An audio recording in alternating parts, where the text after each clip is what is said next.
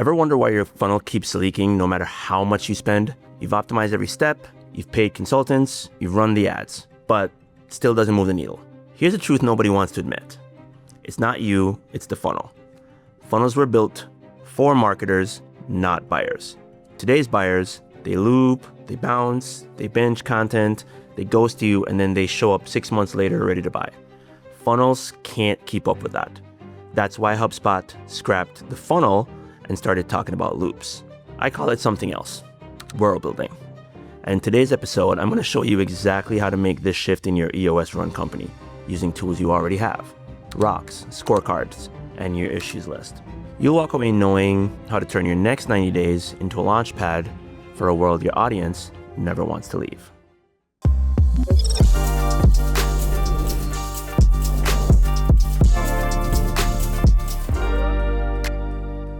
Let me take you back to a moment I'll never forget. I was working in a co-working space right at the height of what I like to call the vanity metric era.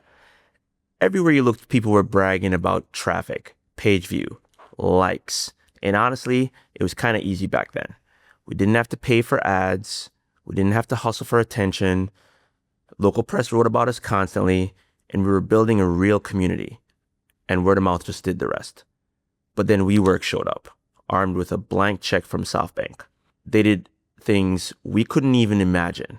Free co-working for a year. Beautiful spaces. Beer on tap. They weren't playing the same game. And suddenly, our organic traction and the things that we used to do dried up. My friend and our CFO at the time, Ken Wood, said there was no way we could do this sustainably. And I like this thing that he always said to me, I can't make payroll with likes. And he was right. But here's the thing. We still had to compete. So I did what most people in my position would do. I turned to funnels. I mapped the stages, awareness, interest, decisions, actions. I downloaded every HubSpot template.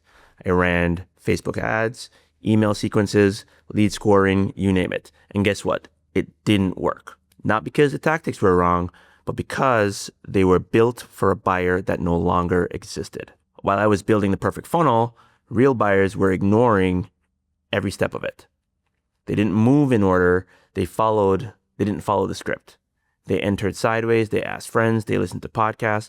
They showed up one day and just asked, hey, is this space still available? That's when it hit me. Funnels assume control, but buyers have the power now. That's the disconnect.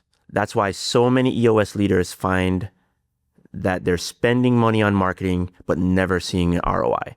And it's not just co-working. I saw it in every business that came through the space. Startups, creatives, agencies, SaaS companies. They were all struggling with the same thing. Trying to force a funnel onto a buyer who weren't moving linearly anymore. So I stopped trying to build funnels and started building something completely different. I started building worlds. That's where Forage was born. And here's what I've learned since. The businesses that thrive don't convert leads. They invite people into something bigger. And that's the power of world building. Let's define this. World building is not about throwing content at the wall. It's not about posting more. It's not about spending more. It's not about hoping something goes viral. It's about designing an ecosystem where people want to spend time, where they see themselves, learn from you, and feel a sense of belonging before they even buy. Let's take Holt, for example. When David and I reconnected, he was doing a lot. Lead magnets, Facebook funnels, email drip sequences, discount offers. A lot of it worked, but he had no clue what was actually moving the needle. I helped him make a shift. Instead of solidifying funnel, we looked deeper and found what was actually working and what wasn't. And then we built an ecosystem of content that helped people learn about Holt's value at their convenience, after a consult, guiding people through the sales process. That world, that hub became the center of our strategy. And guess what? Leads didn't just trickle in, they compounded. People stayed, they shared, they told their friends, because they weren't just responding to a CTA, they were stepping into a story. This is where it aligns beautifully with EOS. Rocks, the quarterly commitments that build your world. Scorecards, the measurable metrics that track visibility and engagement. and the issues list, where you name those blockers and solve them together.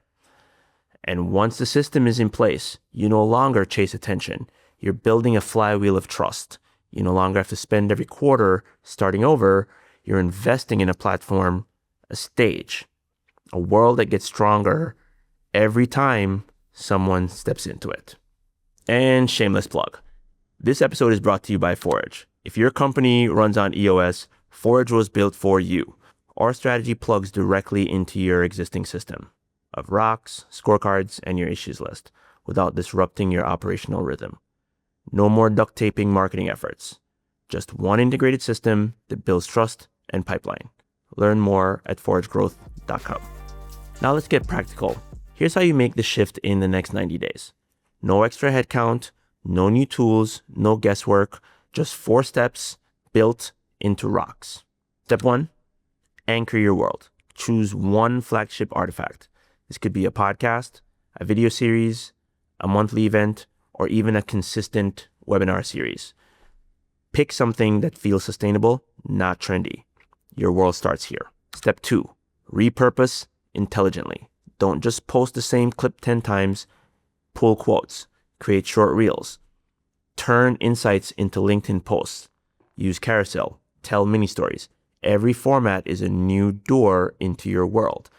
And when done well, one piece of anchor content becomes 20 touch points.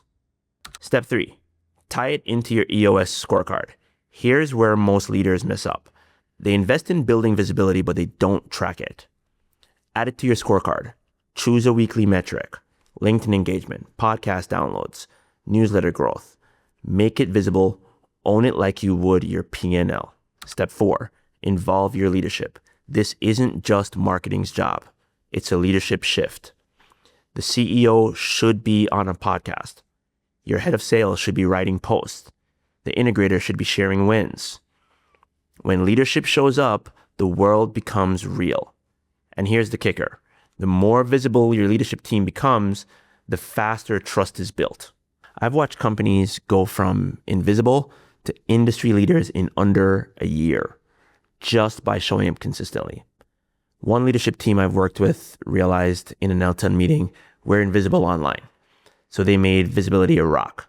90 days later, they had a podcast, a growing audience, and a real pipeline of growth to show for it. Funnels aren't dead because marketers got lazy. They're dead because buyers have moved on. And now, if you want to grow, recruit top talent, retain top talent, and lead, you have to be building a world. One that compounds trust, one that invites curiosity, one that feels like home for the people you're here to serve. So, if you're tired of chasing leads, it's time to build a stage where people actually want to walk onto. World building works, but only if your leaders show up. In the next episode, I'll break down why executive visibility is now your greatest competitive advantage and how to use it even if you hate being on camera. Remember, leadership is a performance sport. Until next time.